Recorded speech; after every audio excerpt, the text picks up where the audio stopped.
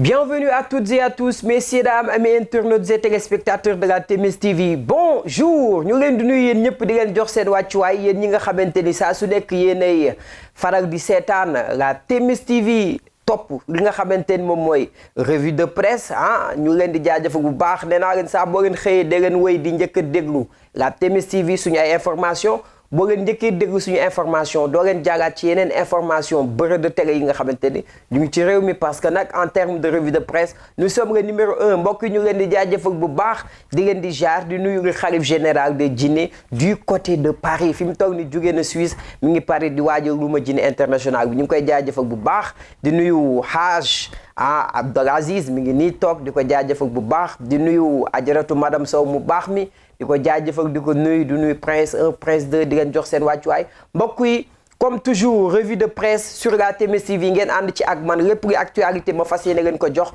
tey dañ koy doore ak li nga xamante ni moom mooy les échos nee na prévarication présumée de deniers publics Tabaski Ngom en prison Momad Ba consigne 90 millions l'ancien directeur général de l'APROSI bénéficie d'un contrôle judiciaire Mor Gueye aussi placé sous mandat de dépôt affaire Tabaski Ngom jamono ji yëpp moom la ñuy waxtaane li nga xamante ni moom mooy blanchiment bi mu defoon détournement yi mu defoon li ñu wax ci affaire bi yëpp jamono yëpp yéen a ngi koy dégg nee nañu Tabaski Ngom mi ngi prison Momad Ba fi mu toog nii def nañ ko contrôle judiciaire ki nga xamante ni moom mooy Mor Gueye aussi moom placé nañ ko sous mandat de dépôt rassemblement de soutien à Farba on ne touche pas à Farba moom la waa Agnam wax mbokk yi Agnam rouge de colère s'érige en bouclier de son fils nee na des centaines de militants venus de partout tous en rouge avertissent touche pas à Farba Farba Ngom revigoré et ragaillardi c'est un acharnement politique je fais foi en Dieu je suis républicain le président Macky Sall m'a appris à respecter la justice ba tey ci affaire Farba affaire 125 milliards yi nga xamante ni ñu ngi ko doon tuddal jamono ji yëpp waa Agnam nag jug nañu démb takku yëngu-yëngal nekk seen ginnaaw doom Farba Ngom nee na Macky daf ko jàngal respecter justice te tamit du bàyyi mukk ñu koy jaay doole parce que moom républicain la démb daal Agnam toj na ñu jaagaat ci beneen journal Sud Quotidien la ñuy wax ba tey nee na plénière de l'Assemblée nationale sur la levée de l'immunité parlementaire du maire des Agnam ce vendredi Farba retient son souffle et mobilise le Fouta maanaam tey jii plénière ba foofu ci assemblée nationale ñu fas yéene dindi levée immunité parlementaire Farba Ngom fi mu toog nii nag Farba Ngom nooy waat nag gannaaw démb rassemblement bi am foofu ca Agnam waa Agnam takku ba dëgër yëngu-yëngal ne du ñu bàyyi mukk Farba ñu koy jaay doole on ne touche pas à Farba ba tey ñu ñëwaat ci li nga xamante ni moom mooy Sud Quotidien ñëw ci discours d'investiture de Donald Trump nee na sous le signe du nationalisme un message d'espoir aux oubliés de l'Afrique ignorée maanaam moom ci discours am Afrique dañ ko ignoré te it nationalisme bi muy dox américains yi dinañ ci gën a gis seen bopp bu baax a baax a baax dañu jàllaat ci beneen journal mbay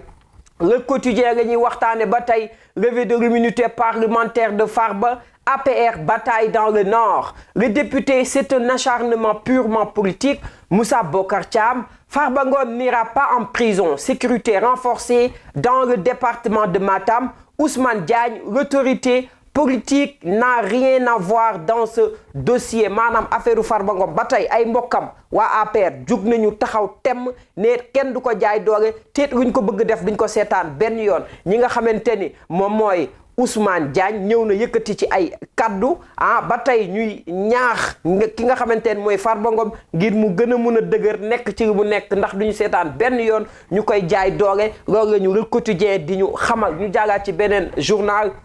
yoor la ñuy waxtaane nee na le club citoyen pour la justice et la paix au président Bassirou Diomaye Faye l'extradition de Macky Sall et de ses complices est essentielle sous la présidence de Macky Sall plusieurs actes graves relève de la haute trahison et de violation flagrante des droits humains ba tey mi ngi ñëw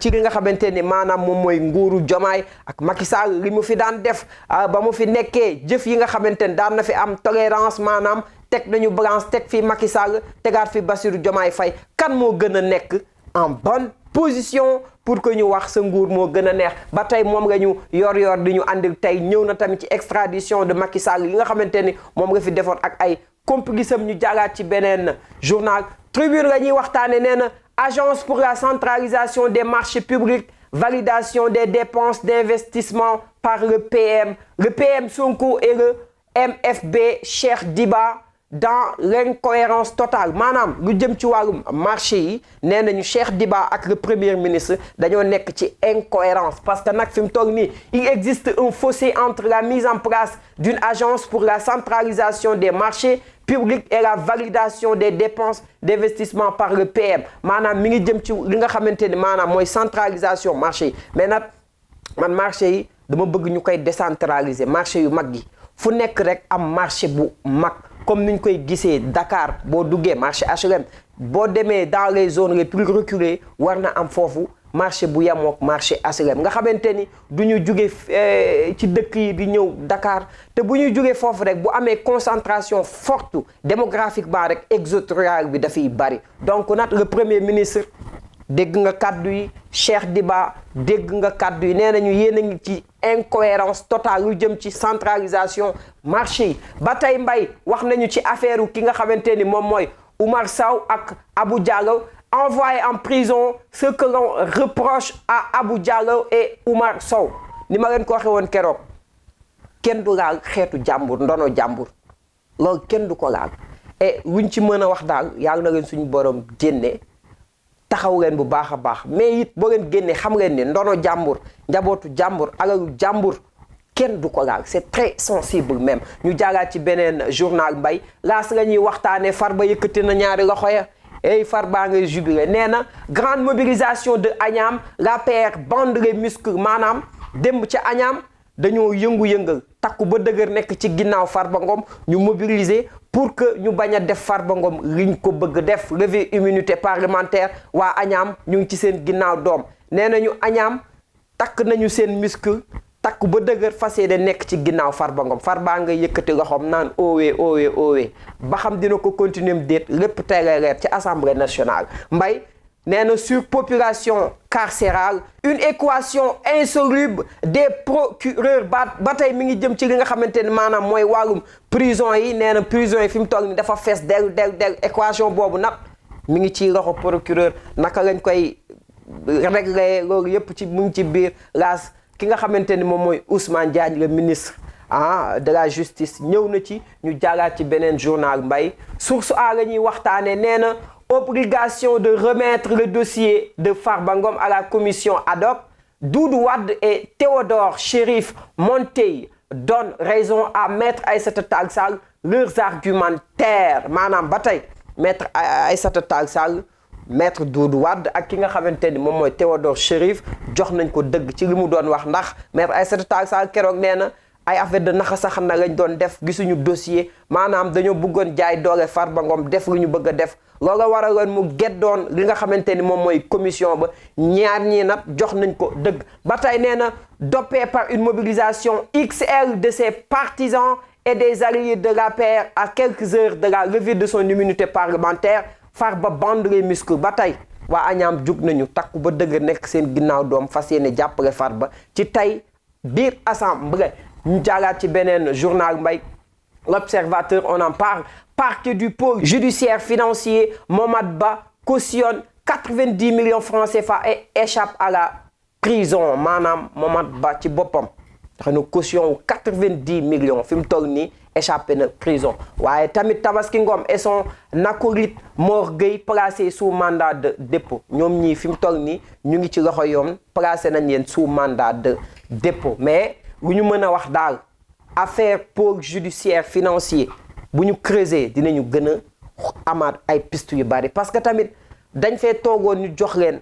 alalu askan wi du seen moomeel ñu jël ko def ko seen moomeel en tout cas jubal jubbanti mu ngi wéy ba tey di am ba tey nee nañu affaire Rue Baobab le cerveau du braquage pris au piège ki nga xamante ni moom moo jiite woon braquage ba foofu ca hôtel Rue Baobab ki nga xamante ni moo ne bopp ba ki nga xamante ni moo nekk chef ba piège nañ ko ñu jàllaat ci beneen journal mbay Vox Populi nee na méga rassemblement dans son fief des Agnam le barreau d'honneur de Farba Ngom. Ce qui se passe et vous le voyez, c'est de la politique maanaam Farba Ngom démb nee na li ñuy gis jamono ji ñëpp xam nañ ko politique la dañ ko bëgg liquider ba tey ñëw na ci li nga xamante ni moom mooy affaire Farba Ngom. Le ministre de la justice blanchi, les rapports de la CENTIF sont remis directement au procureur maanaam ki nga xamante ni moom mooy ministre de la justice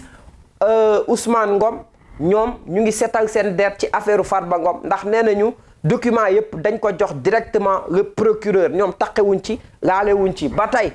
ci Sénégal ak Farba Ngom fan la ñuy mujj ak nguur gi. ñu jaagaat ci beneen journal Walf Quotidien nee na Assemblée nationale Farba le début des ennuis maanaam Farba Ngom Assemblée nationale tey ak ay métitam di commencer le début de ces ennuis. ñëwaat na ba tey nee na Ousmane Diagne ministre de la justice l'État n'a rien à voir dans ce dossier. Ousmane Diagne ba tey mi ngi seetal boppam ak nguur gi nee na état bi taqewu ci dara laalewu ci dara ndax bépp dossier boo xamante ni CENTIF am na ko te génne na ko ci turu Farba Ngom daf ko jox directement procureur. ñu jaagaat ci beneen journal Libération la ñuy waxtaane nee na présumé carnage financier dans la gestion de la compagnie aérienne nationale. La DIC frappe au cœur d'Air Sénégal. DIC dugg na nag ci Air Sénégal ngir mën a càmbar saytu lijjanti yëf yi rëcc mbëj yëf yi ba tey nee na conclusion définitive sur la gestion de West African Energy. L'expert judiciaire taille en pièces le rapport de Mazars. Sur 8 points, l'expert judiciaire a blanchi Samuel Sarr. Ses avocats introduisent une demande de mise en liberté provisoire. Affaire Samuel Sarr fi mu toll nii ma ngay gën a set ma ngay gën a sori prison parce que ba tey saa su nekk dañ yëkkati ay kaddu di ko set ak Samuel Sarr fi mu toll nii mën ngaa noyyiwaat. ñu jaagaat ci beneen journal mbay Le Soleil la ñuy waxtaanee nee na surpopulation carcérale l'excès qui fait tâche maanaam prison yi fi mu toll nii dafa bari ay nit te bari nit boobu fi mu toll nii dafa metti mi ngi def tâche nat mi ngi def problème ci ministre de la justice mi ngi def problème tamit ci prison yi yan saafara lañ ciy andi loolu yëpp dinaa ci ñëwaat. nee na 14 147 détenus dans les 37 prisons pour une capacité de 4 924 places août en 2024. Ousmane Diagne, le ministre de la Justice, nous faisons face à un défi humain et structurel. Sur les 1000 bracelets disponibles, 562 posé ba tey mi ngi ñëwaat ci li nga xamante ne moom mooy bilan prison yi nga xamante ne moo nekk ci Sénégal ñaata nit la ñu tëj bracelet yeeg yooyu yëpp Ousmane Diagne ñëwaat na ci ñu jaagaat ci beneen journal. Enquête la ñuy waxtaane nee na réforme de la fonction publique la fin des privilèges lu jëm ci wàllum fonction publique fi mu toll ni privilèges yi dakk na ndax xam ngeen ni son excellence monsieur le président Bassirou Diomaye Diakhar Faye et le premier ministre keroog ca Diamniadio yëkkati woon na ay kaddu jëmale ko ci fonction publique bi di leen gën a soññaat ak administration bi di leen gën a artu ngir ñu mën a liggéey tënku ko te teg ko ci jubbanti. ñu jaagaat ci beneen journal le Dakarois Sport lañ koy jeexale beach soccer star 2024. 6 lions nominés dans 3 catégories nee na lu jëm ci wàllum beach soccer star 2024 6 lions la ñu nominé lu jëm ci catégorie yi nee na audition par le CNG sur l'altercation avec Franc. Jacob Baldé regrette son geste. Jacob Baldé gis nañ ko keroog ndijaayam ba muy signature ak Franc ñi naan Franc moo tooñ ñi naan Ama moo tooñ. Jacob Baldé geste bi mu defoon jëmale ko ci Franc dina ko rëccu ndax CNG fi mu toog nii auditionné nañ ko. mbokk yi j'espère que neex na que xam ngeen ni tey la vendredi di leen ñaanal juma mu barak di leen jox dig daje ba semaine prochaine di leen wax ni rek Alla Thierno Moulay Sow ma nga Paris actuellement di waajal suba muy bis bu rëy nee naa àdduna lépp loo xamante ni buggoo mu ñëw bu ko jàppal bis moo leen ko diggoon jox leen date bis ba nag jot na suba ak jàmm la incha allah lépp loo xamante ni xew na fa di ngeen ko am sur la TMS TV. Le petit-fils de Soundiata Keita ñu ngi lay ñaanal bonne chance bonne réussite li nga xamante ni mooy événement bi yaa xam li nga ci bëgg yaa na la yàlla defal lu kawe sa njort parce que tamit li muy def dafay défendre les couleurs de la nation sénégalaise faj fii mu yëkkati drapeau bi dem ba Europe di faj def fa tournée tubaab yi ñëpp mu faj donc dañ lay ñaanal jàmm action bu noble la ñu lay ñaanal ñu ngi sa ginnaaw équipe yëpp a ngi sa ginnaaw Hadj Abdal Aziz mi lay ñaanal Mbaye lay ñaanal Fallou mi ngi lay ñaanal Aliou man kër gi yëpp taalibe mu ngay ñëpp a ngi sa ginnaaw demal jëli ndam li andiwaat ko bonne chance mbokk yi di leen jox dig daje ba semaine prochaine merci beaucoup bon week-end yaasa bi ma lekkoon ci week-end bi passé nag bu ma amaatee ceebu jën mu gën a neex xam ngeen mbokk yi à lundi incha allah